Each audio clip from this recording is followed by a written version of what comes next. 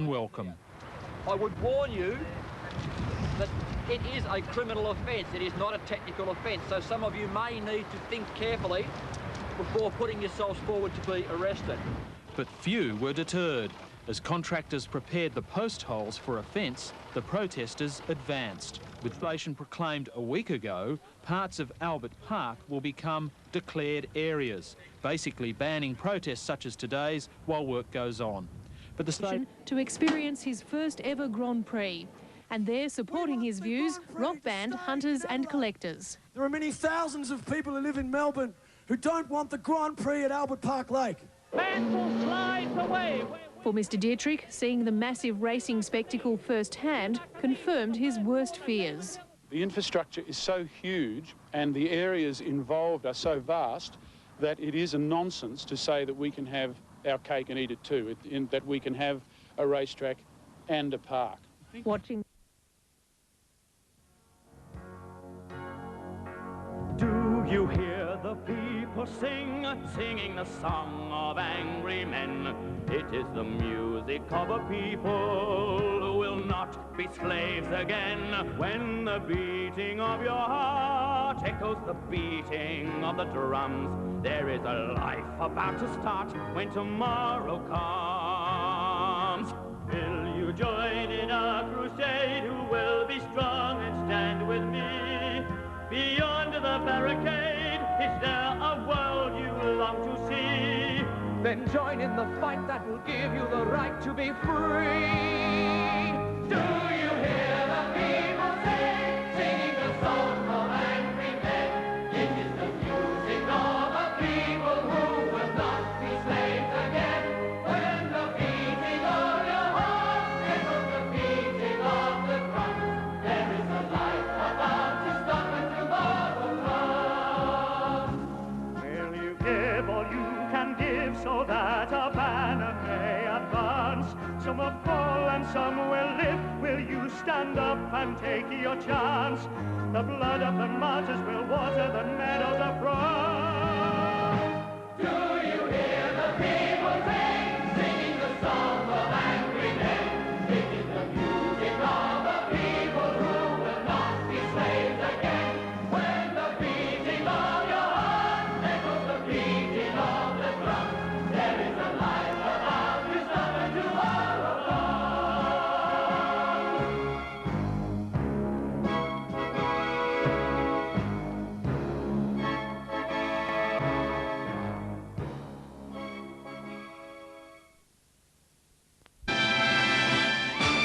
Good evening, Doug Weller in Melbourne with ABC News. The campaign to stop the Grand Prix at Albert Park Lake is far from flagging. More than 3,000 people took part in the protest today, bringing down a perimeter fence. As Jane Cunningham reports, the demonstrators also put themselves at risk of being fined around $2,000 as they entered the site for a social game of cricket. Slaves again, when the beating of your heart echoes the beating of the drums. Marching to the strains of Les Miserables' call to arms, a wall of protesters approached the 2-week-old fence erected to keep them out with their now characteristic yellow ribbons. Spring turned to summer in Melbourne. Park users and people from all over the city who knew and loved Albert Park continued in their attempts to get the government to listen to them. This was plainly not the best place for a noisy, smelly celebration of speed and gasoline. The Premier accused the Save Albert Park group of working against the best interests of the state and continued to brush all protest aside. Then, in early December, events took a dramatic turn for the worse.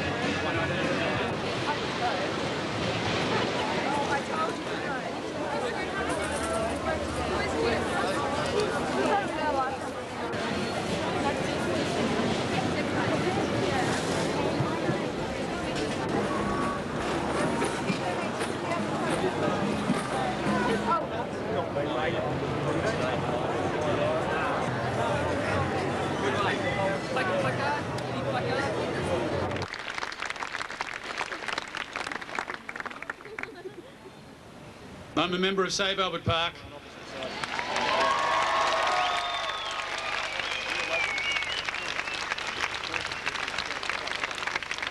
I've been arrested twice trying to save the park. I support the Grand Prix coming to Victoria, but not at Albert Park. Thank you for your support for being here this evening. This is a historic rally. We are here to listen to issues that affect all Victorians. What is occurring at Albert Park is a reflection of the threat that exists to the way of life we all enjoy in this state.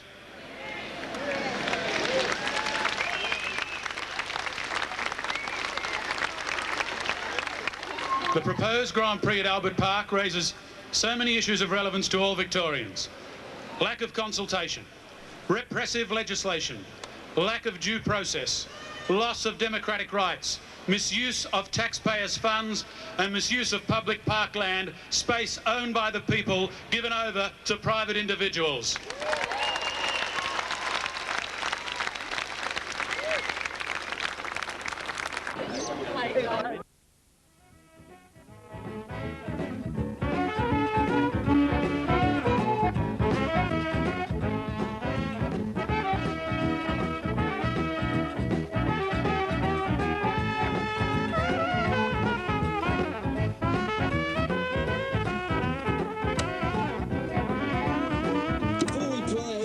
Briefly explain why hunters and collectors threw in their support for this protest.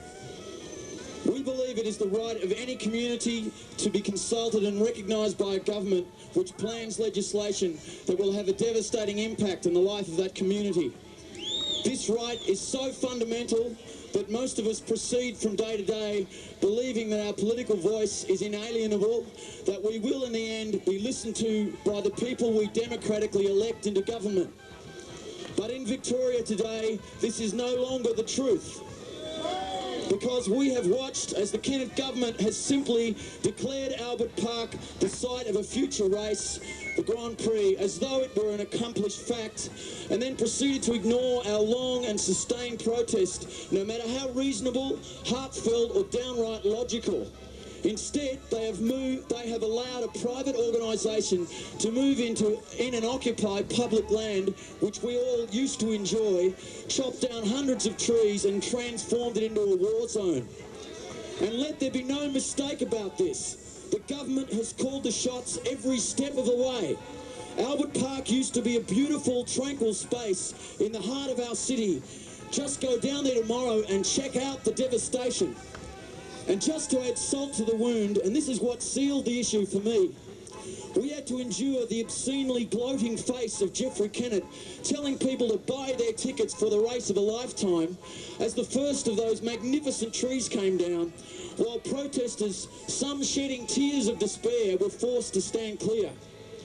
Nobody that callous deserves the privilege of being Premier of the state of Victoria.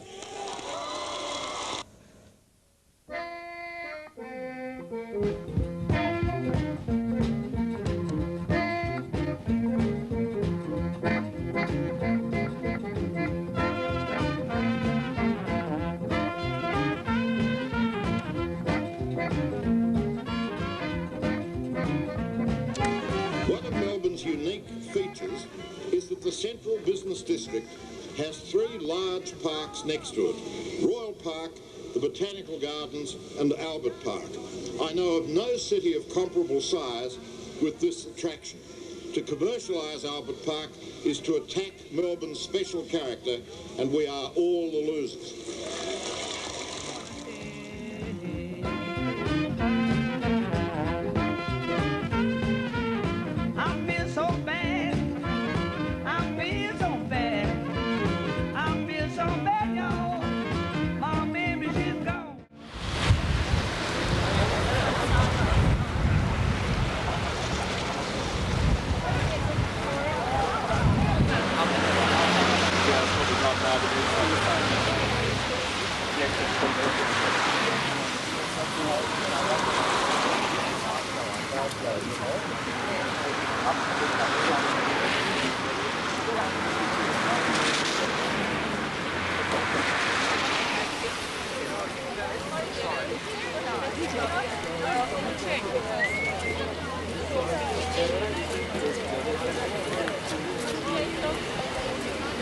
There you go, mate.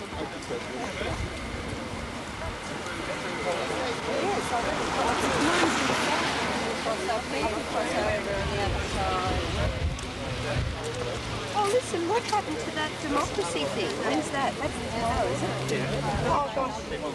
I might go to that, yeah. Where she lives, they would go.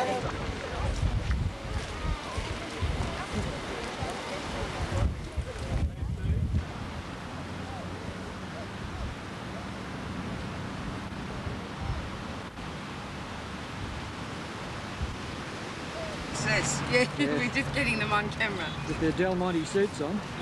Yeah, you've got the old investment for the I wonder if the guy who came to us is our house.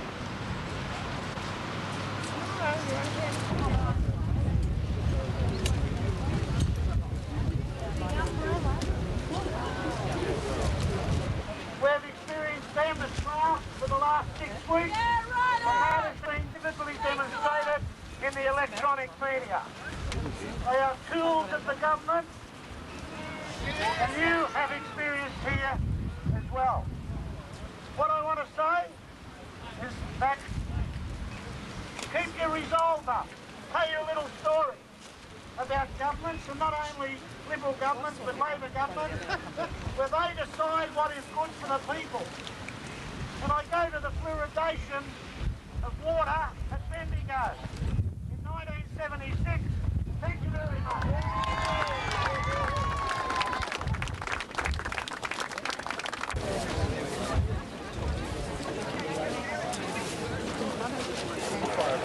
Okay.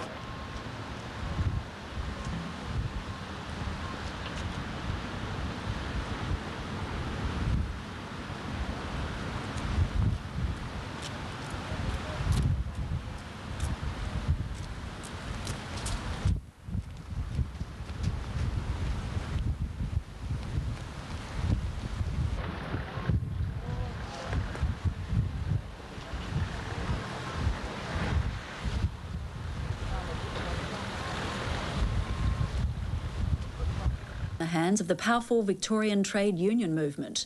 Andrea Johnson reports unions have joined the protest action to delay work on the site. Despite the bleak conditions, protesters basked in the heat generated by the state's most powerful unions. And if I had a bet, I would bet that this place will not be built on time.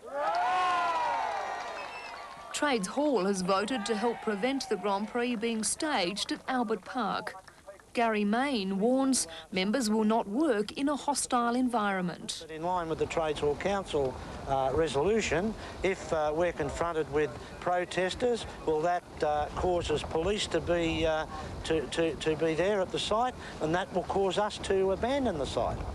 Unions claim their members will play a crucial role in the next stage of construction. The government hit out today at Trades Hall's involvement, saying it was further evidence the protest here at Albert Park is politically motivated. Unmoved, the group has vowed to increase its protests. Campaign coordinator Jenny Chandler says she believes construction is already 3 weeks behind schedule. More than 250 people delayed work on the site this morning, but there were no arrests.